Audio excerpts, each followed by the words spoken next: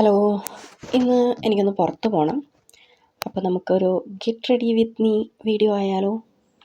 അപ്പം ഞാൻ ഏറ്റവും ഫസ്റ്റ് ഇത്തിരി റോസ് വാട്ടർ യൂസ് ചെയ്തിട്ട് മുഖം ഒന്ന് ജസ്റ്റ് ഒന്ന് ഡാബ് ചെയ്ത് കൊടുത്തു. ശേഷം ഒരു മോയ്സ്ചറൈസർ, ഞാൻ നിവ്യേൻ്റെ മോയ്സ്ചറൈസറാണ് ഉപയോഗിക്കുന്നത്.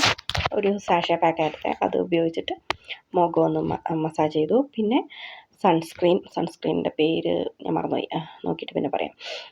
അപ്പം അത് നല്ലോണം മുഖത്ത് നല്ലോണം തേച്ചു, നല്ലോണം ബ്ലെൻഡ് ചെയ്ത് കൊടുത്തു.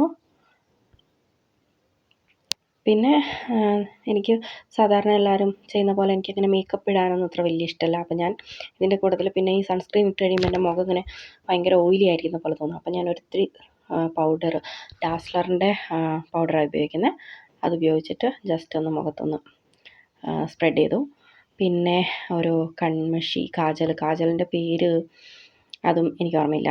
കുറച്ച് കാലമായി വാങ്ങിയിട്ട്. അപ്പം അതിൻ്റെ പേരൊക്കെ അതിൽ നിന്ന് മാഞ്ഞുപോയി. നല്ല കാജലാട്ടോ. പിന്നെ കുറച്ച് സ്മഡ്ജാണ്, എന്നാലും കുഴപ്പമില്ല.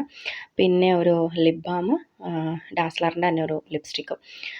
ഇത്രയാണ് ശരിക്കും മെയിനായിട്ട് ഞാൻ എവിടെ പോകുമ്പോഴും ഇടാറ്. പിന്നെ പൊട്ട് എനിക്ക് ഒഴിവാക്കാൻ പറ്റില്ല. പൊട്ടില്ലാതെ എന്നെ കൊണ്ട് പറ്റുകയില്ല. ഇനി നമുക്ക് മുടി കിട്ടാം. മുടി ജസ്റ്റ് ഒന്ന് പോണിറ്റെയിൽ കെട്ടിയിട്ട് അതിൻ്റെ ഇടയ്ക്ക് ഞാൻ പോയി ഡ്രസ്സൊക്കെ മാറ്റി വെക്കണം കേട്ടോ. മുടി ഒന്ന് ജസ്റ്റ് പോണിറ്റെയിൽ കെട്ടിയിട്ട് മുമ്പിൽ കുറച്ച് മുടി പിരിച്ച് ഒരു സ്ലൈഡ് വെച്ചിട്ട് സെക്യൂർ ചെയ്ത് വെക്കുക ചെയ്യുന്നത്. സ്വതവേ ഞാൻ ആ മുടി അങ്ങനെ അഴിച്ചിടാനാണ് പതിവ്. അപ്പോൾ ഇന്നിട്ടപ്പോൾ എനിക്കെന്തോ ഒരു അസ്വസ്ഥത. അപ്പം ഞാനത് ജസ്റ്റ് ഒന്ന് ചെയ്ത് വെച്ചു, പിരിച്ച് അവിടെ ക്ലിപ്പ് ചെയ്ത് വെച്ചു.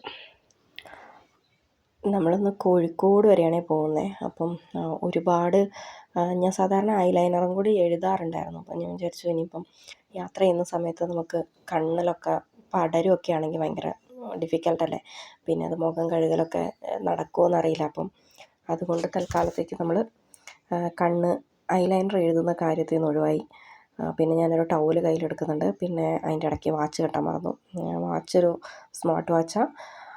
വാച്ചിൻ്റെ സ്ട്രാപ്പ് തന്നെ കുറച്ച് ബുദ്ധിമുട്ടാക്കി, എന്നാലും നമ്മളത് കിട്ടി. അപ്പോൾ അത്രയേ ഉള്ളൂ. ഇനിയൊരു വീഡിയോ ആയിട്ട് നമുക്കിനി അടുത്ത തവണ കാണാം. ടാറ്റാ.